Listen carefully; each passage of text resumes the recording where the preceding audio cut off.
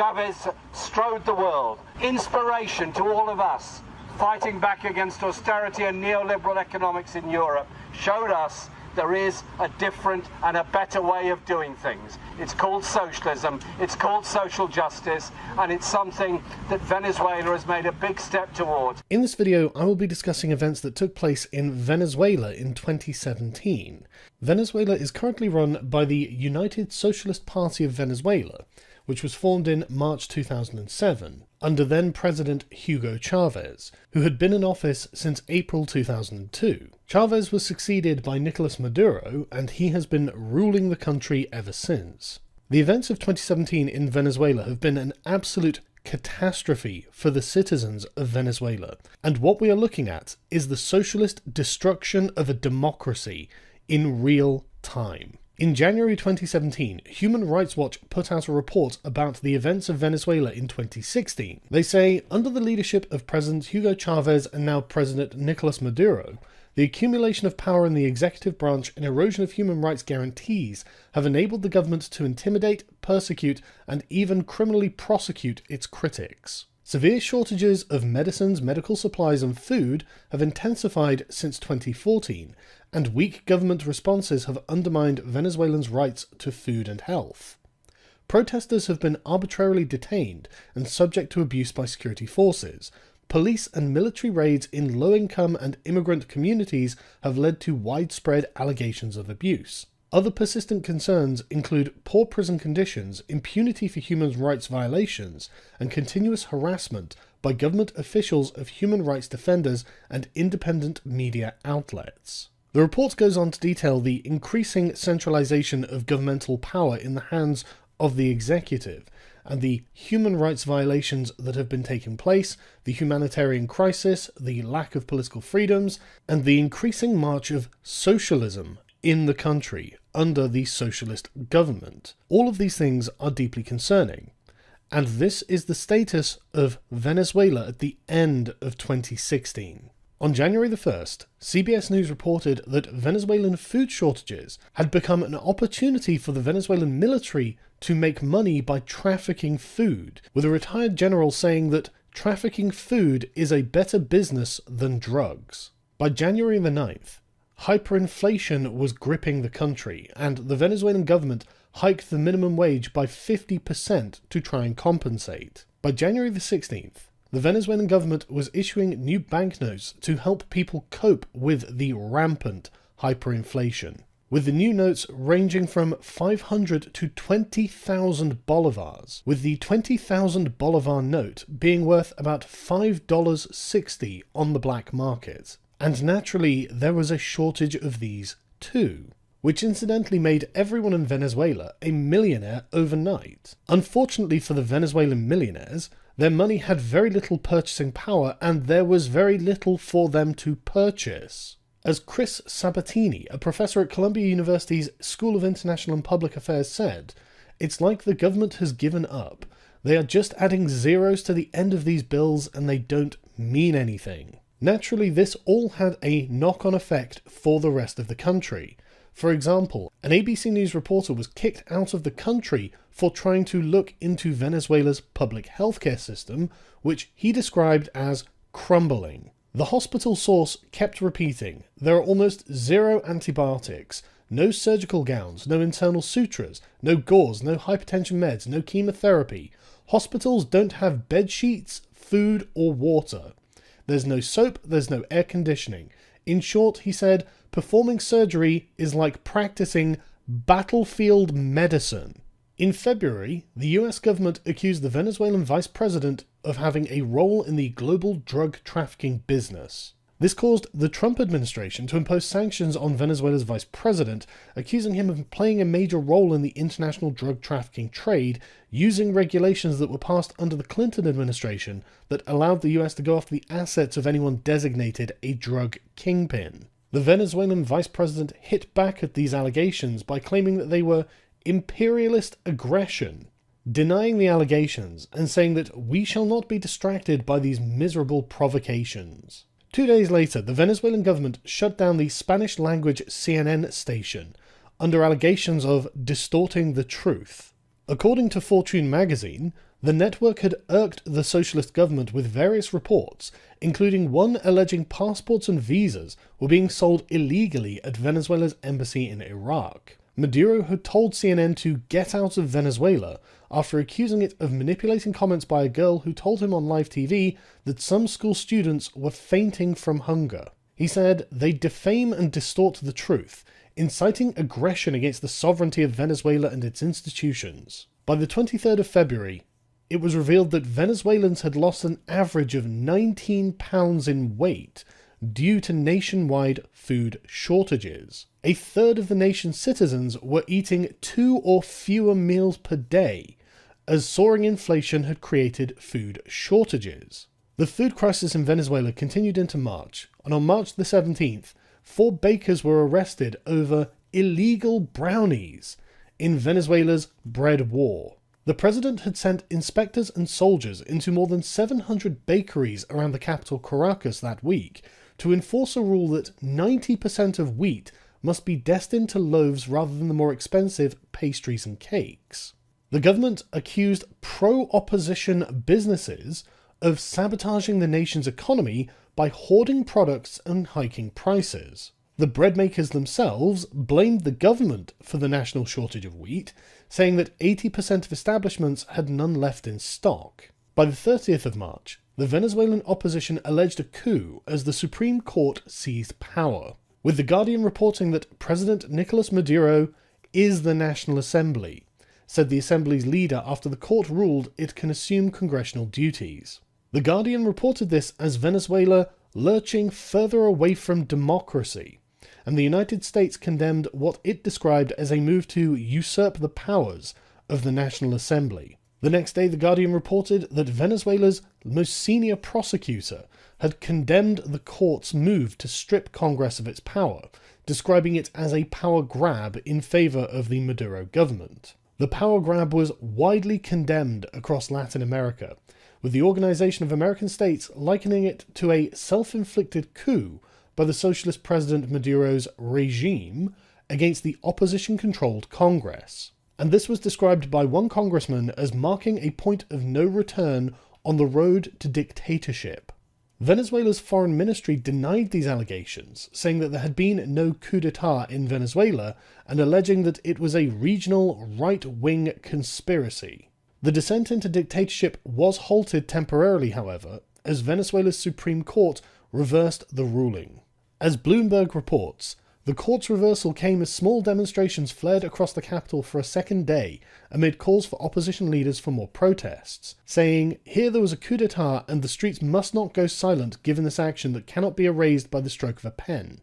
By the 5th of April, it was revealed that 82% of people in Venezuela live in poverty. And The Guardian reports that this is because the state-controlled economy has imploded, leading to shortages in food and medicines, with Venezuelans turning to scavenge for food from bins. Meanwhile, protest and political dissent has been met with repression and arbitrary arrests. The National Guard had tried to arrest an opposition legislator, who they said no longer had parliamentary immunity.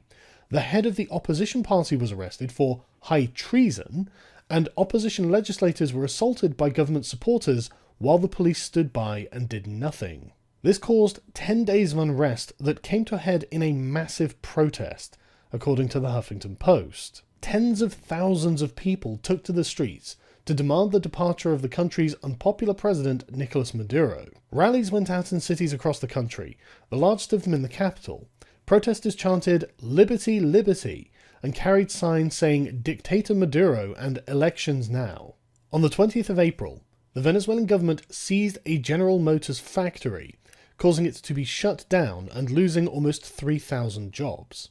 General Motors said that the facility was unexpectedly taken by authorities, preventing normal operations, and other assets such as vehicles had been stripped from the site. The company said it strongly rejects the arbitrary measures taken by the authorities and will vigorously take all legal actions within and outside of Venezuela to defend its rights.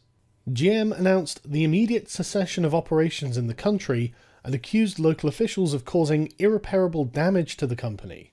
The protests continued at the end of April, with tens of thousands of people marching, protesting and rioting in what has been called the mother of all marches. This led to rioting in which 12 people died. According to the New York Times, at least a dozen people were killed as the streets of Caracas, Venezuela erupted into a night of riots, looting and clashes between government opponents and the National Guard late Thursday and early Friday, with anger from 2 days of pro-democracy demonstrations spilling into unrest in working-class and poor neighbourhoods. The rioters had moved through local neighbourhoods, destroying supermarkets, liquor stores and other businesses, but not the bakery, because that was one of the few places that could still supply the neighbourhood with bread.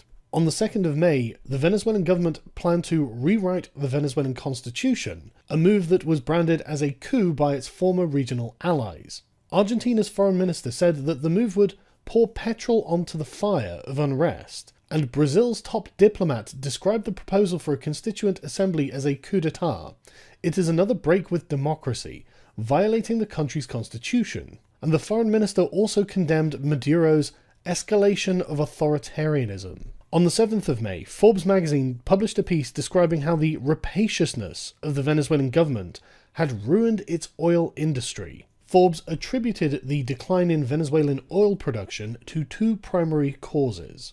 The first is the removal of expertise required to develop the country's heavy oil, which started when Chavez packed the oil industry with loyal supporters, and the second was the Chavez government failing to appreciate the level of capital expenditures required to continue developing the country's oil, in no small part due to the inexperience among the Chavez loyalists who were running the industry. Protests in Venezuela continued and became increasingly more violent as the government became increasingly more repressive. Protest part of daily demonstrations in Venezuela, which often degenerate into clashes with police as the country teeters on the brink of collapse. On May the 10th, CNN reported that amid the chaos in Venezuela, infant deaths and malaria cases are skyrocketing due to a severe lack of medical shortages and lack of food. Venezuelans say that they must treat themselves at public hospitals. If you need to have an operation, nowadays you must bring your own medicines to the hospital, said a 59-year-old housewife who is protesting against the government. There are no supplies to attend to the most basic emergencies. According to statistics released by the Venezuelan Pharmaceutical Federation, by June 2016, the country was already facing a shortage of more than 80% of the medicine that doctors needed. On the 21st of May 2017, The Independent published a piece describing how Venezuela went from the richest economy in South America to the brink of financial ruin. This analysis lays the concern at the feet of the authoritarian policies of the socialist government and how they have been eroding the democratic institutions of Venezuela to the point where the government is too authoritarian to coexist with democratic institutions, but too weak to abolish them without risking collapse. The protests continued to increase in size, with 200,000 people marching against Maduro as the riots and looting spread across the country. This marked the 50th day of protests against the Venezuelan government. And naturally this led the Venezuelan government to becoming increasingly authoritarian, increasing internet censorship and surveillance during the crisis. While all of this was occurring, the Venezuelan government was focusing on their number one priority, which was paying its debts. The country's ability to keep making payments on its debt may be in doubt, but its willingness is strong, said Diego Moya Ocampos, the senior analyst at IHS Markit. The government is cutting imports of food and basic goods at the expense of social unrest to pay its debt. The reason that the Venezuelan government is using its citizens' money in order to cover its debts is because a default would lead to Venezuela being closed out of international markets, causing the problem to spiral even further out of control. The Venezuelan government simply has no choice. Venezuela requires access to international markets through which it can sell its oil. If the Venezuelan government can't sell its oil, it will not be solvent, and this will cause an even worse collapse than is already happening. On the 20th of June, Venezuela was poised for new violence after security forces fatally shot a 17-year-old protester. Video footage showed a National Guard member drawing a pistol and shooting into the crowd. A relative of the man who was shot said, "The impunity is too great. The government does what it pleases. I just want this to end." On June the 24th, the Washington Post reported that Venezuelan political prisoners are being abused so badly that they were forced to eat pasta mixed with excrement, among other horrors. Many of the people featured in the report are students who are arrested in anti-government protests and then abused by the prison guards because of their opposition to the Maduro regime. On June the 28th, a Venezuelan citizen decided to take to the skies in a helicopter and attack the Supreme Court with grenades. Maduro said that these were terrorists and had lobbed 2 grenades that failed to detonate, but some reports put the number of grenades higher. Local media suggested a former intelligence officer had carried out the attack, but nothing was confirmed, and there were rumours of this being a false flag attack by the Maduro government in order to further consolidate their power. In July, the Maduro government planned to create a constituent assembly to overhaul Venezuela's constitution. Due to the government's lack of political legitimacy, the opposition party decided to organise an unofficial plebiscite to allow the public to vote on whether they agree with this or not. And naturally, the Maduro government said it would ask the Supreme Court to nullify the plebiscite as unconstitutional and illegal, which is a remarkable appeal from a government who regularly violates their own constitution by committing illegal activities.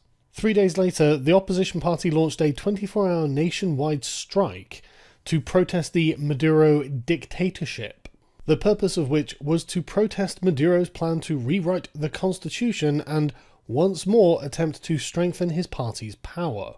And of course, the Venezuelan government decided to rescind the right to protest from their citizens ahead of this vote. The Interior Justice Minister prohibited all public meetings and demonstrations, gatherings and similar acts that might disturb the electoral process. The elections to decide who would actually be in the assembly was marred by violence, including one candidate's death, according to the New York Times. Naturally, the legitimacy of this election to overhaul the constitution was under threat as many voters avoided the ballot box, and nations across the region rejected the predetermined result, and the streets erupted in the deadliest day of unrest in 3 months. Unsurprisingly, a list of leftist stalwarts had managed to gain power. The result effectively liquidated the Venezuelan political opposition and leaves the left in complete control over a country that remains deeply divided. Mike Pompeo revealed that the CIA was paying close attention to what was going on in Venezuela and apparently, according to The Independent, hinted that the agency was working to change the Venezuelan government. I can't say I'm usually a fan of CIA interventions into the democratic processes of other countries, but given how the socialist government of Venezuela appeared to be setting up a dictatorship in the country, it's hardly unwarranted that something might need to be done. By the beginning of August, the New York Post published an article called Venezuela, a Nation Devoured by Socialism. The author Rich Lowry began the piece by saying, Venezuela is a woeful reminder that no country is so rich that it can't be driven into the ground by revolutionary socialism. And as if to prove his point, on the very same day, Fortune magazine published an article entitled, Venezuela's cash is now worth less than the currency in World of Warcraft. For anyone who doesn't know what World of Warcraft is, it is a video game where money is created by killing an endless number of infinitely respawning enemies. On the same day, Venezuelan agents were arresting opposition leaders in midnight raids in their own homes. As reported by NPR, Venezuelan security agents arrested 2 key opposition leaders in midnight raids on their homes, making good on Maduro's promise to crack down on dissent following a vote that gave him broad authoritarian powers. In the middle of the night, armed men took Leopold Lopez and Caracas Mayor Antonio Ledesma from their respective homes in the capital. The leaders had been highly critical of Maduro and had only recently been released from jail on politically motivated charges. 2 days after the vote, a voting firm suggested that Venezuelans' election turnout figures had been manipulated. The CEO of London-based Smartmatic said that there was a discrepancy of at least 1 million votes between the officially declared tally on Sunday's election to the National Constituent Assembly and the one his company recorded. Based on the robustness of our system, we know without any doubt that the turnout of the recent election for a National Constituent Assembly was manipulated. On the 6th of August, there was a failed military uprising at a Venezuelan military base that left 1 dead and 1 injured, as a video was released with men in uniform declaring themselves to be the start of a coup. The Venezuelan authorities said that they had suppressed a military rebellion near the central city of Valencia, and the ruling Socialist Party's deputy said that there had been a terrorist attack at the military base. Given his long-term support for the Chavez regime and the Maduro regime that has followed, British socialist politician Jeremy Corbyn decided to condemn all Venezuelan violence. I'm very sad that the lives have been lost in Venezuela. The people that have died, either those on the streets or security forces that have been attacked by people on the streets, all of those lives are terrible for the loss of them. There has to be a dialogue and a process that respects the independence of the judiciary and respects the human rights of all. And I think President Macron's call today that there has to be dialogue is a good one, and it should be regionally based to improve the situation there. There has to be respect for the Constitution and respect for the independence of the judiciary. Do you condemn his actions? Sorry? Do you condemn President Maduro's actions? What I condemn is the violence that's been done by any side, by all sides in this. Violence is not going to solve the issue. We condemn in the strongest possible terms this egregious display of hatred, bigotry, and violence on many sides. On many sides. This is a heroic level of hypocrisy from Jeremy Corbyn, given how he condemned Donald Trump for making precisely the same statement in regards to the deaths and violence at Charlottesville, saying that there was no equivalent between white supremacists in the United States and the situation in Venezuela. Ironically, I actually agree with him. There is no equivalence between a small group of white supremacists in the United States and the state violence meted out by the Socialist Party of Venezuela. One is far worse than the other. And in Jeremy Corbyn's opinion, the ones without state power and without the ability to persecute their own citizens and starve them are the worse. By August the 10th, there were severe medicine shortages in Venezuela. People were literally dying in agony, according to Human Rights Watch. As more than 23,000 Venezuelans die of cancer every year, about 80% develop moderate to severe pain in the last few months of life. Naturally, a shortage of painkillers is making their last moments on Earth unbearable. By August the 12th, Donald Trump was threatening a military option as the crisis in Venezuela escalated. Trump said, "We have many options for Venezuela, and by the way, I'm not going to rule out a military option." However, Jose Miguel Vivanco, the America's director for Human Rights Watch, tweeted, "Perhaps since Chavez named him his successor, no one has helped Maduro as much as Trump and this nonsense," he said today. In response to Trump's comments about a potential military option for Venezuela, the Venezuelan government responded to Trump's belligerent threats with military exercises. This has only strengthened Maduro's hand, unfortunately. By the 24th of August, CNBC reported that cash is effectively useless in Venezuela thanks to hyperinflation, so people were turning to Bitcoin. By the 30th of August, the new and socialist-dominated Constituent Assembly had approved treason trials for the Venezuelan opposition. The Constituent Assembly unanimously voted to put opposition leaders on trial for treason. When one Assembly member, Gladys Requena, shouted, "Viva Maduro," she was met by a standing ovation, which should tell you everything you need to know about the Constituent Assembly. By September the 13th, Donald Trump had imposed US sanctions on Venezuela because of their anti-democratic tendencies, and so Venezuela stopped accepting dollars for oil payments following these sanctions. This did absolutely nothing to help his citizens, of course, so Maduro advised malnourished citizens to breed rabbits and eat them. This is actually a very poor solution, as there is a condition called rabbit starvation that pioneers and explorers have known about for centuries, because rabbit is a particularly lean meat with very little in the way of fat and oil, and if you eat nothing but rabbit, you will ironically eventually starve to death. Also, people happen to rather like rabbits as pets. The Minister for Urban Agriculture said that there was a cultural problem in Venezuela with rabbits. A lot of people give names to the rabbits, put a bow on, they take it into their house, they take the rabbit to sleep in their bed. But he insisted Venezuelans must adjust their attitudes towards the rabbits and see them from the point of view of the economic war. By the 19th of September, even far-left publication Vox magazine were characterizing Maduro as a dictator, in an article entitled How Venezuela Went from a Rich Democracy to a Dictatorship on the Brink of Collapse. And on September the 19th, Donald Trump formally called out Venezuela and the ideology of the ruling party that is the cause of all of this misery. We have also imposed tough, calibrated sanctions on the socialist Maduro regime in Venezuela, which has brought a once thriving nation to the brink of total collapse. The socialist dictatorship of Nicolas Maduro has inflicted terrible pain and suffering on the good people of that country.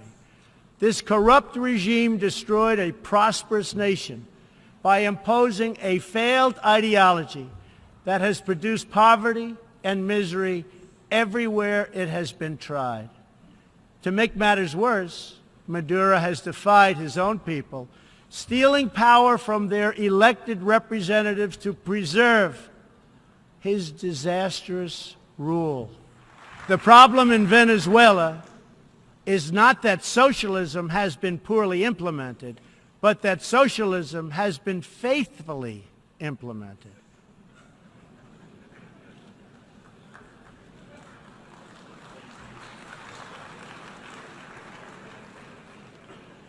From the Soviet Union to Cuba to Venezuela, wherever true socialism or communism has been adopted, it has delivered anguish and devastation and failure.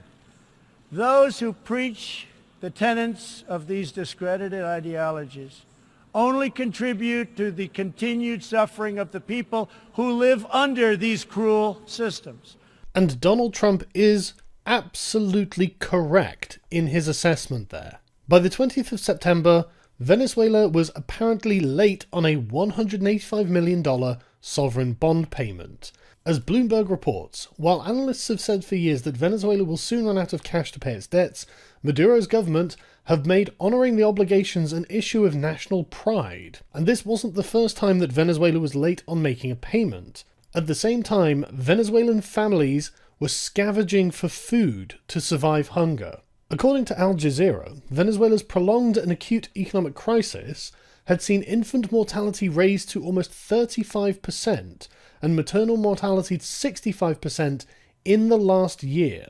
The oil-rich country is now leading Latin America in what is called acute malnutrition, defined by experts as rapid decline of nutrition that puts a child's life at risk. By the beginning of October, The Telegraph reported that Venezuela is becoming disconnected from the world as another airline cancels flights to the country. Argentine Airlines joins a host of other major carriers to withdraw from Caracas, the Venezuelan capital, amid concerns about security, political uncertainty, and unpaid government contracts. On the 15th of October, Venezuelans went to the polls to vote in the gubernatorial elections, which were expected to be a gauge of support for Maduro's grip on power in the country. Maduro managed a surprise win with 54% of the vote. Naturally, this came as somewhat of a surprise to Venezuela's opposition, who could barely believe such a thing could happen. Opposition campaign chief Gerardo Blyde said, "Neither Venezuelans nor the world will swallow this fiction.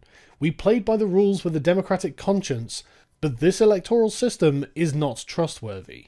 The opposition called for protests after Maduro's victory. The Guardian reports that the ruling Socialist Party had previously controlled 20 of the 23 state governorships, but opinion polls had shown that an opposition coalition was set to upend that, given voter anger at hunger and shortages stemming from an economic meltdown. Sunday's surprise results raised the prospect of more unrest in Venezuela, where 4 months of opposition-led protests this year had led to 125 deaths, thousands of arrests, and widespread destruction of property. During the campaign, the government had made liberal use of state resources in its candidates' campaigns, evoked popular former leader Chavez at every rally, and appealed to the Venezuelans' exhaustion with political turmoil to vote against the candidates of violence. By the 30th of October, Amnesty International reported that repression was taken into people's living rooms as home raids surge. They say the Venezuelan authorities have expanded their arsenal of repressive tactics by launching a vicious campaign of illegal home raids on citizens suspected of dissent in a new investigation called Nights of Terror: Attacks and Illegal Raids on Homes in Venezuela, which reveals how Venezuelan security forces and government-sponsored civilian armed groups have violently broken into people's homes in recent months as a way of intimidating them against taking part in demonstrations or any other form of protest. On the 3rd of November, while giving a lengthy state broadcast on live television to the nation, a nation that is gradually withering away from hunger, Maduro, who had already been mocked for gaining weight during the hunger crisis, decided to pull out some food from his desk during the live TV address and eat it in front of them. Presidente, un gran abrazo y felicitaciones a los gobernadores y gobernadoras electas y a todo nuestro. Apparently, these broadcasts go on for hours at a time, but as Newsweek points out, the optics on this could not have been worse. By the 13th of November, Venezuela's crude oil output had hit a 28-year low, dipping below 2 million barrels a day, its lowest level in nearly 3 decades according to OPEC. On November the 14th, Venezuela defaulted. According to S&P Global Ratings, the country had violated its 30-day grace period, which had expired for a payment that was due in October. CNN says Venezuela has no meaningful income other than the oil it sells abroad. The government, meanwhile, has failed for years to ship enough food and medicine in for its citizens. As a result, Venezuelans are waiting hours in line to buy food and dying in hospitals that lack basic resources. If investors seize the country's oil shipments, the food and medical shortages would worsen and quickly. Then it's pandemonium, said an analyst at the Economist Intelligence Unit. The humanitarian crisis is already pretty dire. It boggles the mind what could happen next. On the 15th of November, Russia and Venezuela agreed to a debt deal, which allowed Venezuela to restructure their $3.15 billion debt owed by Venezuela, giving breathing space to the cash-strapped country, according to the BBC. Venezuela owes an estimated $140 billion to foreign creditors. On the 16th of November, Maduro was accused of crimes against humanity by Luisa Ortega, who was the chief prosecutor who was fired after breaking with the Maduro government earlier this year and had appeared at The Hague, where she filed a complaint based on 8,290 deaths she says took place between 2015 and 2017 at the hands of officials who received instructions from the government. They happened under the orders of the executive branch as a part of a social cleansing plan carried out by the government. Maduro and his government should pay for these crimes against humanity, just as they must pay for the hunger, misery and hardship they have inflicted on the Venezuelan people. We have been forced to turn to an international organization because there is no justice in Venezuela.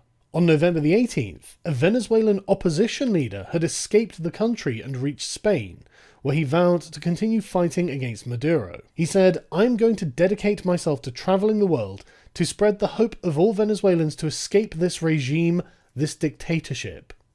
Venezuela is not on the verge of an abyss, it has fallen into the abyss." Maduro responded to this by calling him a vampire flying around the world. By November the 30th, there was an exodus of teachers and professors leaving Venezuela.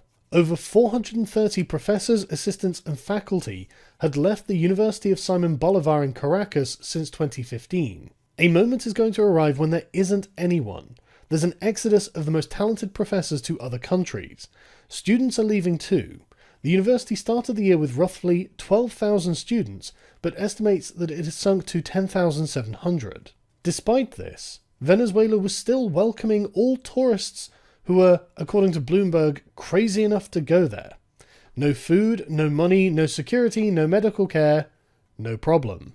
And despite the Venezuelan economy being almost entirely reliant on the oil sector, President Maduro had fired or arrested nearly all of the people running the oil industry. According to Vox, the arrests and firings began after Maduro expanded his powers in summer of 2017 by successfully pushing for the election of the new special lawmaking body packed with loyalists, the Constituent Assembly, that replaced the existing opposition-controlled legislative branch of the government. Since August, Saab had arrested 65 oil officials and managers for charges ranging from corruption to sabotage. Then Saab announced the arrest of Nelson Martinez, the official who led the Venezuelan oil industry until being fired that week, and the former oil minister. This was characterized by an opposition-friendly news and analyst site as a purge for Maduro to consolidate power and get rid of people who might threaten him or have more market-friendly politics.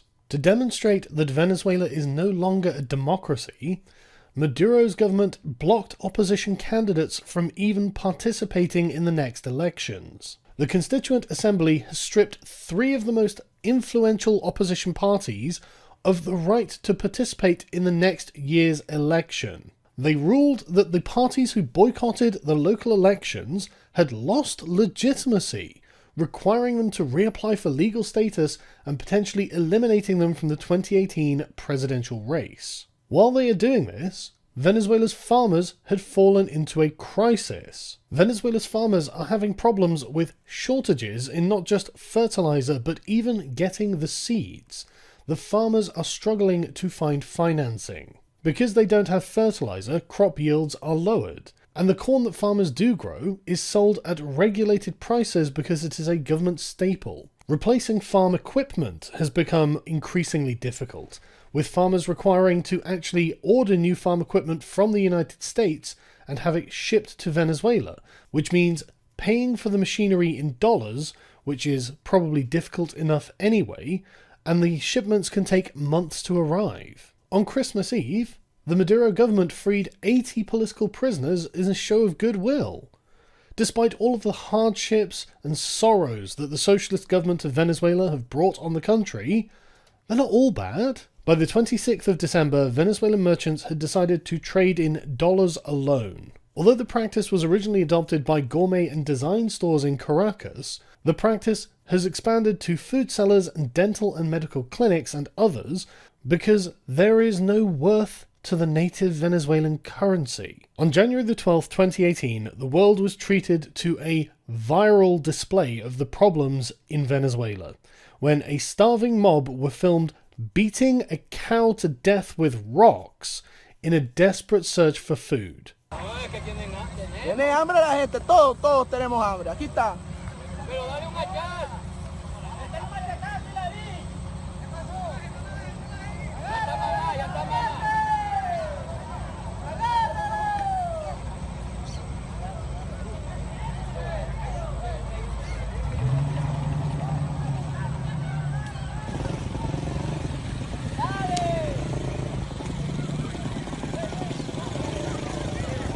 Ahí está, no joda, ahí está, mire, la gente. Tenemos hambre, no joda. Hay hambre, no joda, hay hambre. Hay hambre, aquí está la gente, no joda, sufriendo.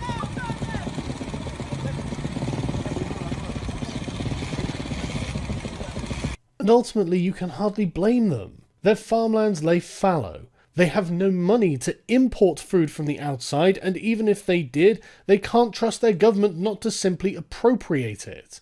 Venezuela has been destroyed by socialism, by a socialist government that unsurprisingly became tyrannical, who have sought to nationalize huge swathes of the economy in order to fulfill the socialist ideal of centralizing the economy in the hands of the government, and it has led to the collapse of their country, to the point where Venezuelans are now simply fleeing their own country, where by the 20th of February 2018, 500,000 of them had already fled to Colombia.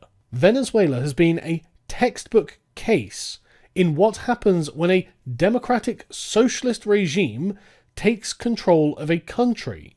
They persecute the opposition, they arrest political dissidents, they suppress protests and uprisings using deadly force, they subvert and co-opt democracy, turning the country into a dictatorship, while the socialist government is starving its people, appropriating their property, arresting their leaders, violating their rights, killing them when necessary, one can only look at socialism as the death knell of a country. And I think it is incumbent on the rest of us to pay attention to this and to understand that socialism does not work.